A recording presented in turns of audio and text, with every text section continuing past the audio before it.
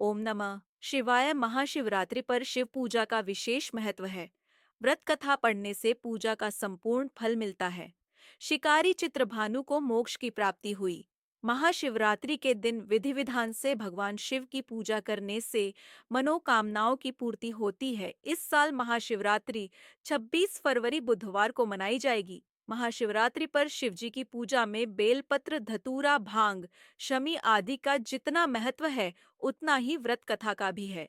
यदि आप महाशिवरात्रि पर व्रत रखकर शिव पूजा कर रहे हैं, तो आपको महाशिवरात्रि की व्रत कथा जरूर पढ़नी चाहिए। शिव पुराण में महाशिवरात्रि की व्रत कथा और उसके महत्व के बारे में बताया गया है। महाशिवरात्रि व्रत कथा। महाशिवरात्रि की व्रत कथा एक शिकारी चित्रभानु की है, जिसने अनजाने में शिवरात्रि का व्रत और पूजन किया और उससे अंत में मोक्ष की प्राप्ति हुई। शिव पुराण की कथा के अनुसार एक गांव में चित्रभानु शिकारी रहता था। वह कर्ज के तले दबा हुआ था। कर्ज से उसकी मुक्ति नहीं हो पा रही थी। एक दिन साहूकार आया और उसे पकड़कर एक शिव मठ में कैद कर दिया। उस दिन शिवरात्रि थी। वहां पर चित्रभानु को शिवरात्रि की कथा सुनने को मिली।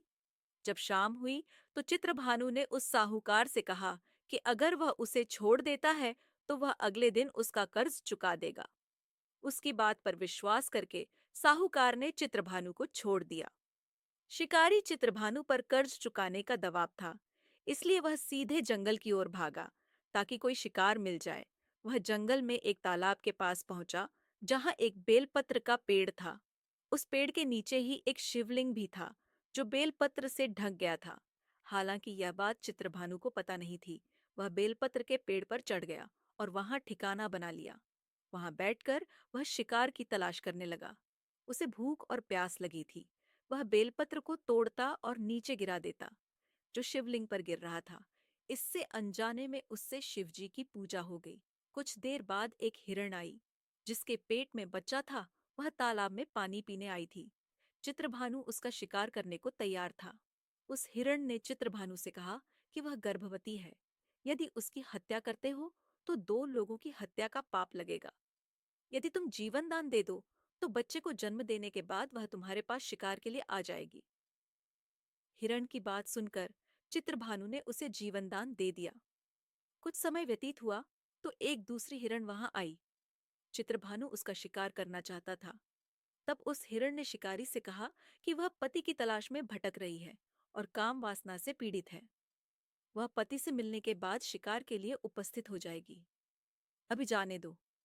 चित्रभानु ने उसे भी जाने दिया। रात हो गई। काफी समय बीतने के बाद एक हिरण अपने बच्चों के साथ तालाब के किनारे आई। चित्रभानु एक बार फिर शिकार करने के लिए तैयार हो गया। हिरण ने चित्रभानु को देखा तो कहा कि वह उनका शिकार न करे। वह बच्चों के पिता की तलाश कर रही है।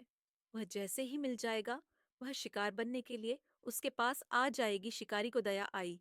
उसने उनको भी छोड़ दिया। चित्रभानु बेलपत्र तोड़कर शिवलिंग पर नीचे गिरा रहा था।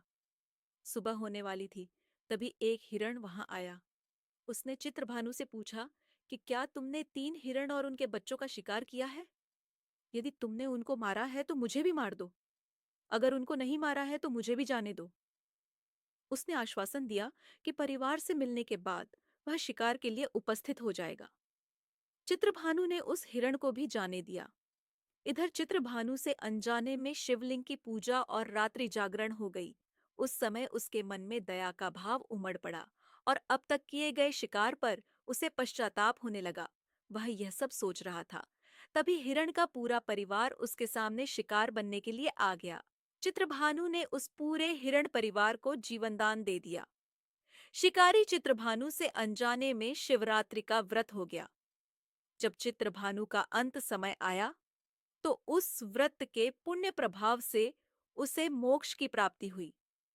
शिव कृपा से उसे शिवलोक में स्थान मिला।